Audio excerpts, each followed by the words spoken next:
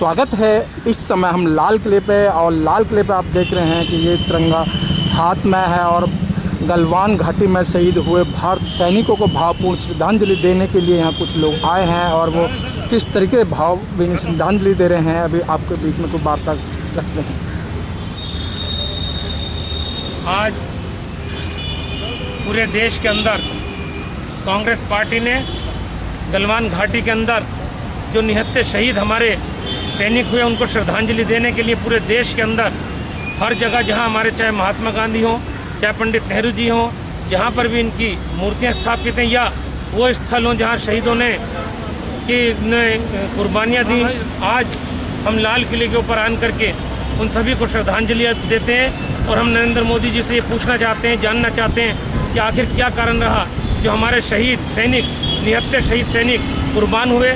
और ये जानना चाहते हैं कि चीन इस देश के अंदर इतनी दूर तक क्यों घुसपैठ कर चुका है और आगे भी घुसपैठ करता चला जा रहा है। हम कहाँ कमज़ोर हैं, हमें चाहिए कि हम उस कमज़ोरी को, भारत की कमज़ोरी को दूर करें। और हम जैसे हमारे बहादुर सैनिक हैं, देश के सैनिक हैं, भारत के सैनिक हैं, वो तमाम सैनिक जो है मजबूत हैं, उनको मजबूती हमने प्रदान करें और वो बड़ी मजबूती के साथ देश की रक्षा करते हैं।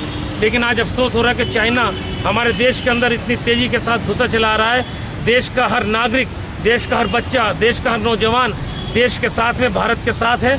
और हमें अफसोस के साथ ये कहना पड़ रहा है कि देश के प्रधानमंत्री सब चीज़ों के साथ सीरियस नहीं है, दुख प्रकट नहीं कर पा रहा है। किस कारण से हम इस स्थिति में आए हैं? आज पूरे देश का कांग्रेसी उन्हें श्रद्धांजलि देने के लिए, नमन करने के लिए, और हम उनके परिवारों को खास करके जिन सैनिकों ने शहादत दी, शहीद हुए, उन परिवारों के, चाहे उनकी पत्नी, चाहे उनकी बेटियाँ, चाहे उनकी बहनें और चाहे उनके पिता माता, उन सभी को सलाम और नतमस्तक करते हैं जिन्होंने इस कुर्बानी देने के बाद में भी अपने उन नौजवान शहीदों को कुर्बानी दी। और हम उन कुर्बानी देने वाले शहीदों को नमन करते हैं। सारा आज चांदनी चौक जिला कांग्रेस कमेटी के हमारे तमाम साथी आए और हर ब्लॉक के अंदर इसी तरीके से श्रद्धांजलि देने के लिए उन शहीदों को इकट्ठा हुए हैं। हमारे ज़िले के अंदर, दिल्ली के हर ब्लॉक के अंदर, हर वार्ड के अंदर इसी तरीके से श्रद्धांजलि चौधरी अनिल कुमार जी जो हमारे प्रदेश अध्यक्ष हैं उनके नेतृत्व में दी जा रही है।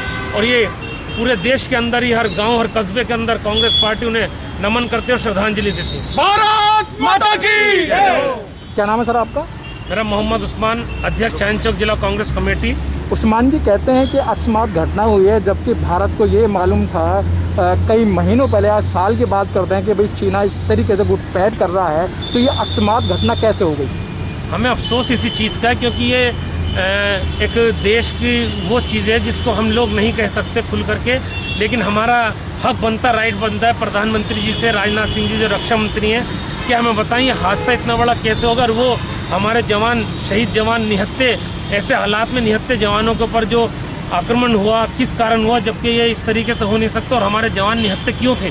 हम देश के प्रधानमंत्री से, देश के रक्षा मंत्री से जानना चाहते हैं, देश की जनता जानना चाहती है, आवाम जानना चाहती है कि वो निहत्थे क्यों थे। उस्मान जी जिस तरीके से नेता आते हैं, श्रद्धांजलि दे के चले जाते हैं, क्या आपको लगता नहीं है कि जो ये टॉपर लीडर हैं और जब इस तरीके की शपथ ली जाती है, इनके परिवार में से एक सैनिक होना चाहिए? देखिए, ये नेताओं के परिवारों में से तो सैनिक को सोच भी नहीं सकते, लेकिन हम इस चीज़ को ज़रूर बहुत अच्छी तरह महसूस करते हैं। जो जवान हमारे देश के रक्षा कर रहे हैं, देश के उन बॉर्डरों पर रक्षा कर रहे हैं, हम लोगों की देश की रक्षा कर रहे हैं, मैं नमन उनके परिवारों को खास करके देना चाहता हूं जो अपने परिवारों को छोड़ करके आज हमारी सेवा कर रहे हैं। आज अगर हम बात करें देश के अंदर जो देश की सरकार है, देश के सरकार के जो मंत्री हैं, देश के सरकार के जो नेता हैं, देश की सरकार के जो MP हैं, उन लोगों को इस और ध्यान ही नहीं है। आज कोरोना में कहीं डाइवर्ट कर देते हैं, कहीं चाइना में डाइवर्ट कर देते हैं, कहीं हमें कश्मीर के मामले में डाइवर्ट कर देते हैं। लेकिन आज चिंता का विषय ये है कि चाइना किस हद तक हमारे देश के अंदर घुसता चला रहा है और हम उसी चाइना से 3-3 हज़ार करोड़ रुपए की मूर्तियां बनवाते हैं। समझ ही नहीं आता कि हम दिवाली के ऊपर लाइट जगमगाने के लिए, जो हमारा देश का सबसे बड़ा पवित्र त्यौहार है, उसके लिए लाइट जलाने को तो ये कहते हैं कि चाइना की लाइट इस्तेमाल मत कीजिए। लेकिन जब ज़रूरत पड़ती है, जब देश के प्रधानमंत्री 10-10 लाख का सूट पहन सकते हैं, चाइना को से 3-3 हज़ार करोड़ की मूर्तियाँ बनवा सकते हैं, तो वो सब ठीक है। आज देश की जो कोई भी पॉलिसी भारत सरकार की, कोई भी देश की जनता को समझ नहीं आ पा रही। किस वक्त में नोटबंदी कर दें, किस वक्त में थाली बजवा दें, किस वक्त में ताली बजवा दें, किस वक्त में लाइटें करवा दें। आज पूरा देश कोरोना से जूझ रहा है, कोई भी पॉलिसी इस तरीके की नहीं है कि आने वाले देश के लोग, दिल्ली की जनता किस तरीके से अपने को सेफ माने।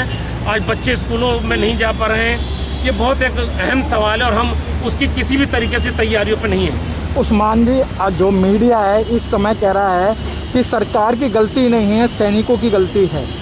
अगर मीडिया सैनिकों की गलती कहता तो इससे अफसोसजनक बात उस मीडिया की हमारे लिए नहीं हो सकती कि हमारे देश के जो शहीद जवान हुए उनको ये कहेगा जी जवानों की गलती किसी भी तरीके से नहीं हो सकती। जो अपना पूरा परिवार, अपना संपूर्ण परिवार छोड़ कर जवानों की गलती नहीं हो सकती। कारण क्या है, किस कारण से ऐसा हुआ, ये जवाबदेही हमारे देश के प्रधानमंत्री और रक्षा मंत्री की बनती है। क्या इस तरीके के मीडिया का बहिष्कार करेंगे आप लोग? बिल्कुल मीडिया का बहिष्कार करेंगे। जो हमारे जवानों की शहादत को मजाक के शक्ल में लें उनका हम बिल्कुल बहिष्कार करेंगे और हम इस मीडिया को बिल्कुल भी किसी भी तरीके से सम्मानजनक निगाह से कभी भी नहीं देख सकते।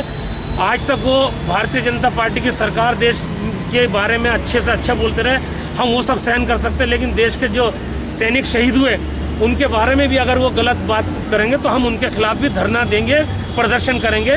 बिल्कुल मीडिया के खिलाफ। शहीदों का ये बलिदान नहीं सर, एक शपथ ले रहे हैं सर के साथ तिरंगे की। भैया यूँ पकड़ लो बीच में, सर के साथ सब अपना भैया ये सीधा कर लो, दो जिससे ही थोड़ा आगे करके, जैसा हाथ आगे, जिसका हाथ आगे आता है यूँ कर शपथ है। अरे ये लो ना भाई। नहीं, मैं ये कह रहा हूँ कि भैया देखो शपथ, भैया हाथ कर दो, शपथ है ये तिरंगे की।